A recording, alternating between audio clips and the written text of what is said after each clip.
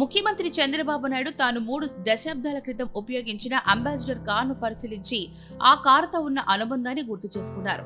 393 నెంబర్తో ఉండే ఈ అంబాసిడర్ కారు చంద్రబాబు నాయుడు సొంత వాహనం.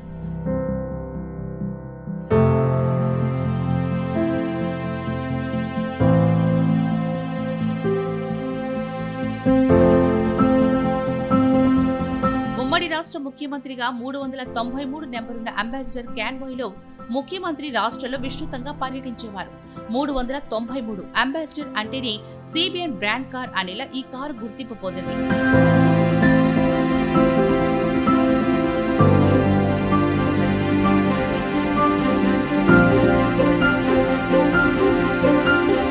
ప్రస్తుతం 4వసారి సీఎంగా ఉన్న చంద్రబాబు నాయుడు భద్రతా పరంగా ఆధునిక వాహనాలు వినియోగిస్తున్న తన సొంత కారు అయినట్టి ఆనాటి అంబాసిడర్ ను మాత్రం అపురూపంగానే చూసుకుంటున్నారు.